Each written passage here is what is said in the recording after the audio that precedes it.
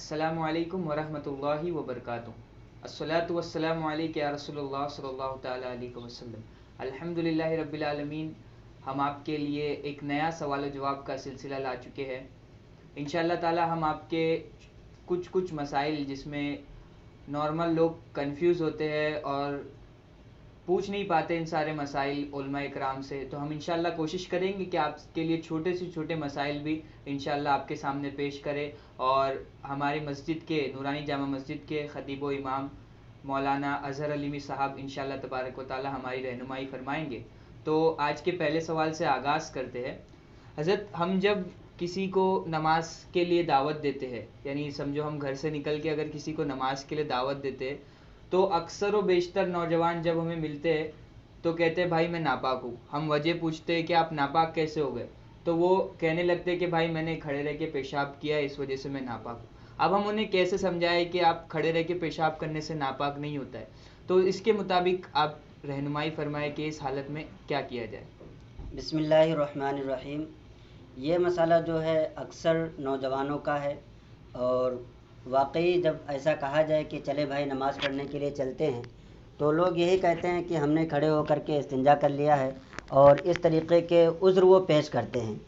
تو رہی بات کیا کہ کھڑے ہو کر کے استنجا کرنے سے انسان ناپاک ہو جاتا ہے یا اس پر غسل فرض ہو جاتا ہے، یا اس کا کیا مسئلہ ہے، تو یہ چیز آپ کے لیے جاننا ضروری ہے۔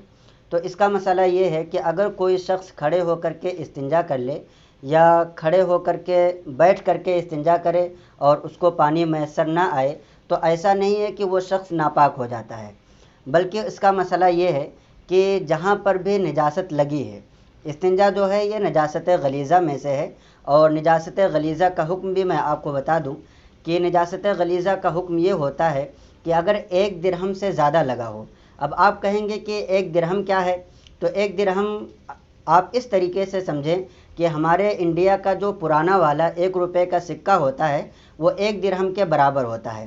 اگر 1 درہم سے زیادہ کسی کے کپڑے پر یا کسی کے جسم پر پیشاب کا قطرہ لگ جائے، تو اب اس شخص پر لازم ہے کہ وہ اس چیز کو دھوئے، اور اگر بغیر دھوئے کسی شخص نے نماز پڑھی تو اس کی نماز نہیں ہوگی۔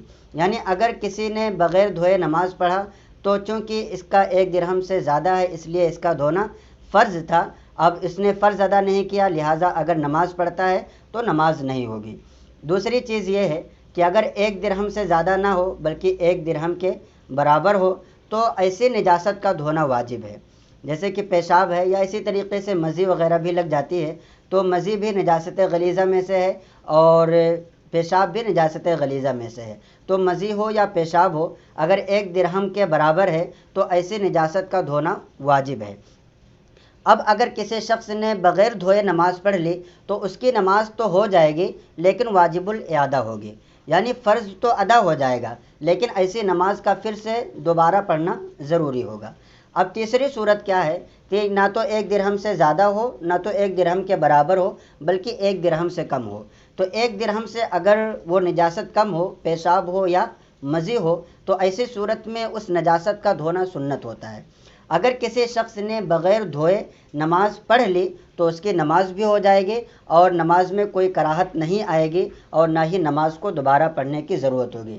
لہٰذا جو لوگ یہ کہتے ہیں کہ ہم نے کھڑے ہو کر کے استنجا کر لیا، یا ہم کو پانی نہیں ملا، ہم استنجا نہیں کر سکے تھے، اس لیے ہم نماز پڑھنے نہیں جائیں گے، تو ان کو یہ چاہیے کہ جہاں پر بھی استنجا لگا ہے، ان کو معلوم ہے کہ بھائی ہمارے جو پینٹ ہے، پینٹ کا جو حصہ ہوتا ہے جہاں پر ہماری شرمگاہ ہوتی ہے، اتنے سے تھوڑے سے زیادہ حصے کو دھو لیں، اور اس کے بعد وہ نماز پڑھ سکتے ہیں۔ نماز پڑھنے میں کوئی قباحت نہیں ہے۔ اگر کسی کا دل مطمئن نہ ہوتا ہو کہ پتہ نہیں کہاں کہاں لگا ہے، تو ایسی صورت میں صرف وہ پینٹ یا پاجامہ یا انر وغیرہ پہنے ہے تو صرف اس کو بھی چینج کر کے نماز پڑھ سکتا ہے، اسے نہ تو غسل کرنے کی ضرورت ہے، نہ تو نہانے کی ضرورت ہے۔